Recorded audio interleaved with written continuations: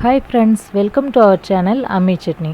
இன்னைக்கு Sunday ஸ்பெஷல்ல restaurant ஸ்டைல்ல ஸ்பைசியான pepper mushroom எப்படி செய்யறதுன்னு பார்க்க போறோம். இந்த பெப்பர் மஷ்ரூம் நல்ல ஒரு ஸ்டார்டர். இதை எப்படி ஈஸியா சிம்பிளா செய்யறதுன்னு பார்க்கலாம். அதுக்கு முன்னாடி நம்மளோட அம்மி சட்னி சேனலை தொடர்ந்து பார்க்குறதுக்கு வீடியோக்கு கீழே இருக்கிற ரெட் கலர் சப்ஸ்கிரைப் பட்டனை கிளிக் பண்ணிவிட்டு கூடவே பெல் பட்டனையும் ப்ரெஸ் பண்ணி ஆல் என்ற ஆப்ஷனை செலக்ட் பண்ணிவிடுங்க. இப்போது ஸ்பைசியான இந்த பெப்பர் மஷ்ரூம் எப்படி செய்யறதுன்னு பார்க்கலாம். இதுக்கு பெரிய சைஸில் 10 மஷ்ரூம் எடுத்திருக்கேன். இது நல்லா கழுவிட்டு அதுக்கப்புறமா ஒரு மஷ்ரூமை 4 பீசஸாக கட் பண்ணிக்கலாம். பெருசாக இருந்தது அப்படின்னா அதை 6 பீஸாக கட் பண்ணிக்கலாம். மஷ்ரூம் வேகும்போது சுருங்கிடும், அதனால் கட் பண்ணும்போதே நம்ம கொஞ்சம் பெரிய பீசஸாக கட் பண்ணிட்டோன்னா நல்லாயிருக்கும். இது மாதிரி நம்ம எடுத்து வச்சுருந்த எல்லா மஷ்ரூமையும் கட் பண்ணிக்கலாம். ஒரு பெரிய வெங்காயத்தை நல்லா பொடிசாக நறுக்கி வச்சுக்கலாம். பெப்பர் மஷ்ரூமுக்கு தக்காளி நிறைய சேர்க்கக்கூடாது, அதனால் சின்ன சைஸ் தக்காளியை கட் பண்ணிக்கலாம். பெப்பர் மஷ்ரூம் நல்லா ஸ்பைஸியாக இருக்கிறதுக்காக 2 காஞ்ச மிளகாயும் 3 பச்சை மிளகாயும் எடுத்து வச்சுருக்கேன். இது ஆப்ஷனல் தான். 1/2 ஸ்பூன் அளவுக்கு பெருஞ்சீரகமும் 1 ஸ்பூன் அளவுக்கு மிளகும் எடுத்துருக்கோம். இது நம்ம இப்போ பவுடர் பண்ணிக்கலாம். பெப்பர் பவுடர் யூஸ் பண்ணாமல் இது மாதிரி ஃப்ரெஷ்ஷாக பவுடர் பண்ணி போட்டோம்னா மஷ்ரூம் நல்லா வாசமாக நல்லாயிருக்கும். இது ரொம்ப நைஸாக பவுடராக இருக்கணும்னு இல்லை, இது மாதிரி கொஞ்சம் குறக்குறப்பாக இருந்தாலே போதும். மிளகு சோம்பு பவுடர் நமக்கு ரெடி ஆயிடுச்சு. இப்போது இதே அம்மியிலேயே ஒரு 5 பல் அளவுக்கு பூண்டை தட்டி எடுத்துக்கலாம். அம்மியில் தட்டி தான் எடுத்துக்கணும்னு இல்லை, பூண்டு பல்ல சின்ன சின்ன பீசஸாக நம்ம கட் பண்ணி கூட எடுத்துக்கலாம். நம்ம தட்டி வச்சுருந்த பூண்டு கூடவே ஒரு துண்டு அளவுக்கு இஞ்சியை சின்ன சின்ன பீசஸாக கட் பண்ணி எடுத்து வச்சுருக்கேன். இந்த பெப்பர் மஷ்ரூமுக்கு நிறைய எண்ணெய் சேர்க்கக்கூடாது, அதனால் ஒரு 1.5 ஸ்பூன் அளவுக்கு மட்டும் எண்ணெய் சேர்த்துக்கலாம். எண்ணெய் நல்லா சூடானதும் தட்டி வச்சுருந்த பூண்டையும் இஞ்சியும் சேர்த்து நல்லா வதக்கிக்கலாம். இஞ்சி பூண்டோட பச்சை ஸ்மெல் போனதுக்கப்புறமா நம்ம 2ஆக கீறி வச்சுருக்கிற 3 பச்சை மிளகாயை சேர்த்துடலாம். இதை லைட்டாக வதக்கிட்டு கூடவே நம்ம கட் பண்ணி வச்சுருக்கிற 2 காஞ்ச மிளகாயும் சேர்த்துக்கலாம். பச்சை மிளகாயும் காஞ்ச மிளகாயும் ஆப்ஷனல் தான். இந்த பெப்பர் மஷ்ரூம் கொஞ்சம் ஸ்பைஸியாக இருந்தால் நல்லாயிருக்குன்றதுனால நான் இதை ஆட் பண்ணியிருக்கேன். கூடவே கட் பண்ணி வச்சுருக்கிற வெங்காயத்தையும் சேர்த்து நல்லா வதக்கிக்கலாம்.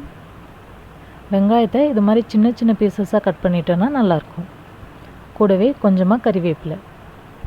இப்போ இதில் நம்ம கட் பண்ணி வச்சுருந்த தக்காளியை சேர்த்து நல்லா வதக்கிக்கலாம். தக்காளி நல்லா வதங்கினதுக்கப்புறமா இதில் 1/2 ஸ்பூன் அளவுக்கு வெறும் மிளகாய்த்தூளும் 1/2 ஸ்பூன் அளவுக்கு தனியாத்தூளும் சேர்த்துக்கலாம்.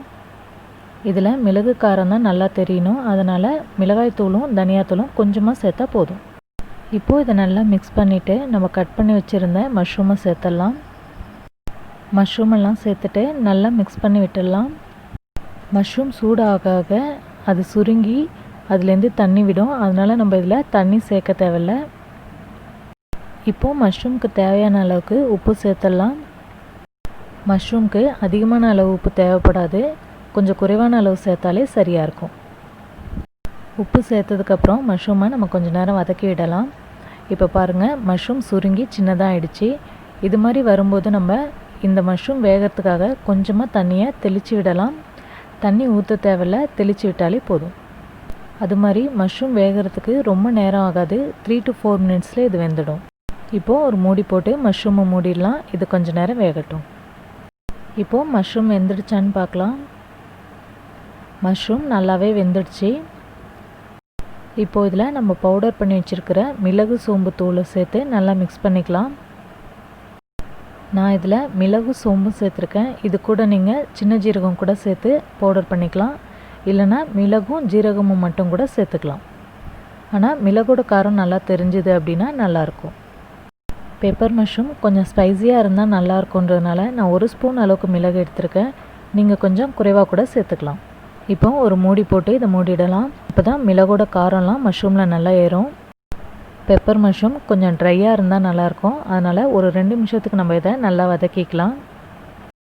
இப்போ நமக்கு ஸ்பைஸியான பெப்பர் மஷ்ரூம் ரெடி ஆயிடுச்சு. இன்றைக்கி நம்ம ஹோட்டலில் பண்ணுற மாதிரி பெப்பர் மஷ்ரூம் ஈஸியாக எப்படி வீட்டில் செய்கிறதுன்னு பார்த்தோம். கம்மிங் சண்டேவும் இது மாதிரி ஸ்பெஷலான ஒரு ரெசிபியோடு நம்ம மீட் பண்ணலாம். இந்த வீடியோவை லைக் பண்ணி எங்களை என்கரேஜ் பண்ணுங்கள், வீடியோவை ஷேர் பண்ணுங்கள். தேங்க்யூ.